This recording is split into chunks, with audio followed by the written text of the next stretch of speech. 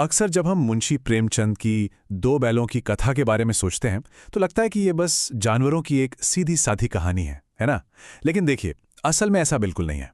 आज के इस एक्सप्लेनर में हम इस कहानी की उन परतों को खोलेंगे जो शायद पहली नज़र में छिप जाती हैं। यकीन मानिए, ये आज़ादी पाने की और कभी हार न मानने वाले जज्बे की एक बेहद प्रेरणादायक यात्रा है। ये कहानी हमें दिखाती है कि कैसे दो बैल अपने हकों के लिए लड़ते हैं, और इनकी ये जर्नी हम इंसानों को भी एक बहुत बड़ा सबक दे जाती है। तो चलिए शुरू करते हैं। कहानी की शुरुआत ही एक बहुत ही गहरी फिलॉसफी से होती है। जरा सोचने वाली बात है, समाज उन लोगों को किस नज़र से देखता है जो चुपचाप सब सह लेते हैं। प्रेमचंद जी साफ कहते हैं कि जब कोई बिना विरोध किए हर तरह की ज्यादती सह लेता है तो दुनिया उसे महान नहीं बल्कि सीधा साधा मूर्ख मान लेती है। यही वो कड़वी सच्चाई है जिस पर हमारी आज की ये पूरी कहानी टिकी हुई है। और इस बात को एकदम सटीक तरीके से समझाने के लिए गधे और बैल की तुलना की गई है। एक तरफ गधा है जो मार, खराब खाना सब कुछ बिना किसी एक्सप्रेशन के सह लेता है, बिल्कुल किसी साधु सन्यासी की तरह। लेकिन बदले में समाज उसे क्या टैग देता है? परले दर्जे का बेवकूफ। दूसरी तरफ बैल है, वो भी सहनशील है, लेकिन कभी कभी वो अड़ जाता है, सींग चला देता है और अपना गुस्सा दिखा देता है।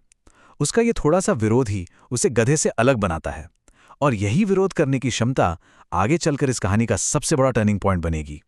तो चलिए बिना किसी देरी के मिलते हैं हमारी इस कहानी के दो शूरवीर नायकों से, हीरा और मोती।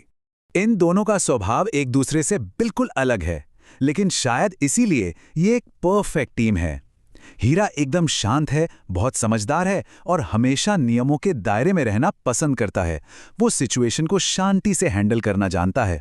वहीं दूसरी तरफ अपना मोती है, एकदम तेज तर्रार और उग्र, विद्रोही स्वभाव वाला, जिससे जल्दी गुस्सा आ जाता है। उसे अन्याय दिखा नहीं कि वो तुरंत एक्शन लेने पर उतारू हो जाता है। इन दोनों की यही कमाल की जुगलबंदी इस पूरी जर्नी को इतना रोमांचक बना देती है।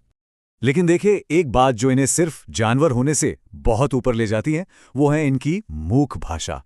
बिना एक भी शब्द बोले ये दोनों एक दूसरे के मन की बात पूरी तरह समझ जाते थे।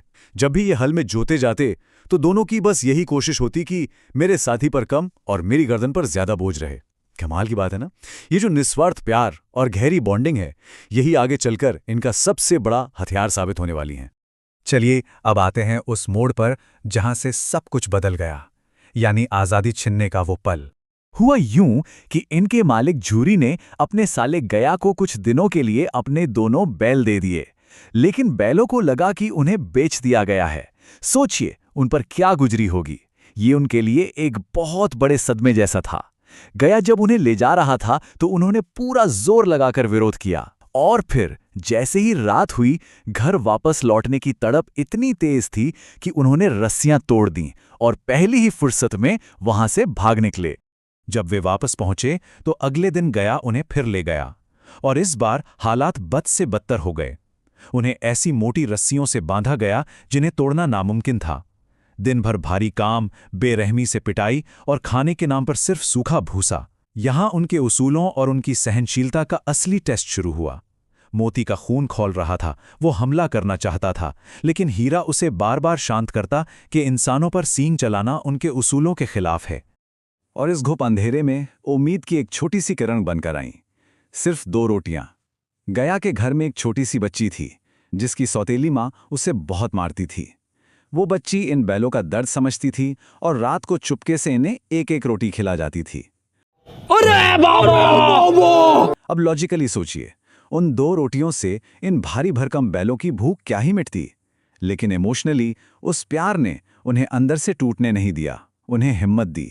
तो अब एक बड़ा सवाल उठता है, मोटी रस्सियों से बंधे और भूख से बेहाल 2 बैल एक क्रूर मालिक के चंगुल से आजाद कैसे होंगे? जब उनके खुद के सारे पैंतरे फेल हो गए, तब उसी छोटी बच्ची ने रात के अंधेरे में आकर उनकी रस्सियां खोल दी। अरे बाबा! और खुद पर शक ना आए इसलिए वो जोर जोर से चिल्लाने लगी कि बैल भागे जा रहे हैं। इस तरह हमारे दोनों नायक एक अनजान रास्ते पर आजादी की खुली हवा में दौड़ पड़े। लेकिन आजादी इतनी आसानी से कहाँ मिलती है। अब शुरू होती हैं उनकी असली चुनौतियां। आजाद होते ही उनका सामना हुआ एक बहुत ही खूंखार और विशाल सांड से। भागने का कोई रास्ता नहीं था, तो दोनों ने क्या किया? उन्होंने अपनी उसी मूक भाषा में तुरंत एक स्मार्ट रणनीति बनाई। जैसे ही सांड ने हीरा पर हमला किया, मोती ने साइड से वार कर दिया। सांड जब मोती की तरफ घुमा तो हीरा ने उसे सींग मार दिया। उस घमंडी सांड ने शायद कभी ऐसे जबरदस्त टीम वर्क का सामना नहीं किया था। आखिरकार उस विशालकाय सांड को मैदान छोड़कर भागना ही पड़ा। लेकिन ये जीत की खुशी चंद पलों की ही थी। अब उनकी दोस्ती का सबसे बड़ा इम्तिहान होने वाला था। भूख के मारे वो एक मटर के खेत में घुस गए और तभी रखवाले लाठियां लेकर आ गए।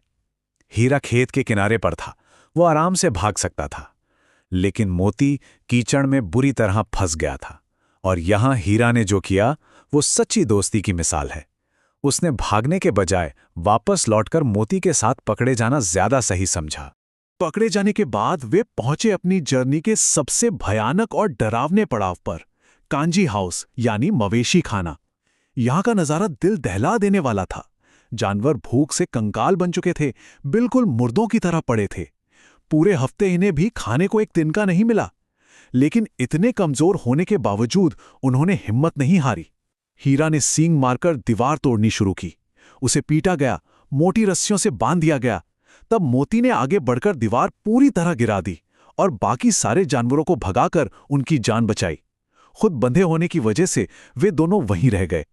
असली हीरो वही है ना, जो मुश्किल वक्त में खुद से पहले दूसरों के बारे में सोचे। अब सिचुएशन बिल्कुल आउट ऑफ कंट्रोल हो चुकी थी। वे इतने कमजोर हो गए थे कि हड्डियां निकल आई थीं। कांजी हाउस वालों ने उन्हें नीलाम कर दिया। और खरीदा किसने?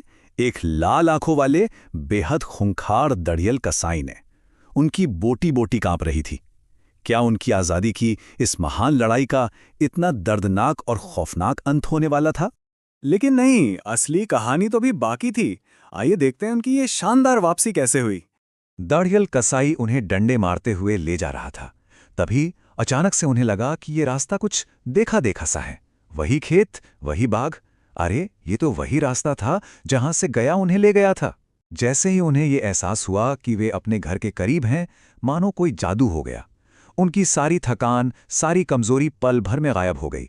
मौत के साये में भी घर की पहचान ने उनके अंदर ऐसी बिजली दौड़ाई कि वे सरपट दौड़े और सीधे झूरी के घर के सामने अपने पुराने थान पर जाके खड़े हो गए। झूरी उन्हें देखकर खुशी से रो पड़ा, लेकिन वो कसाई कहाँ मानने वाला था। वो आ गया और रस्सियां पकड़ लीं। झूरी ने कहा, ये मेरे बैल हैं। और तभी मोती के अंदर का वो पुराना विद्रोही स्वभाव फिर से जाग उठा, और इस बार गुस्सा बिल्कुल सही जगह पर था। मोती ने उस धड़ियल पर सींग तान लिया और उसे खदेड़ना शुरू किया। उसने उस कसाई को गांव के बाहर तक दौड़ाया और ये पक्का कर लिया कि वो उनकी जिंदगी में दोबारा कभी वापस ना आ सके। ये था मोती के गुस्से का एकदम सही इस्तेमाल, जिसने उनकी आज़ादी हमेशा के लिए पक्की कर दी। और आखिरकार वे अपने घर पर थे। सामने ताज़ा और स्वादिष्ट चारा था और पूरा गांव तालियां बजाकर इस चमत्कार का जश्न मना रहा था। सबसे खूबसूरत पल तो तब आया जब झूरी की पत्नी, जो पहले उन्हें गुस्से में नमक हराम कह रही थी, वो भी दौड़कर आई और प्यार से हीरा और मोती के माथे चूम लिए। उनके इस बेदाग कैरेक्टर और संघर्ष ने सिर्फ उनकी आज़ादी ही वापस नहीं दिलाई, बल्कि इंसानों के कठोर दिलों को भी पूरी तरह बदल दिया। इस पूरी कहानी से मुंशी प्रेमचंद हमें एक बहुत ही गहरी बात सिखाते हैं कि आज़ादी कभी भी थाली में सजाकर नहीं मिलती।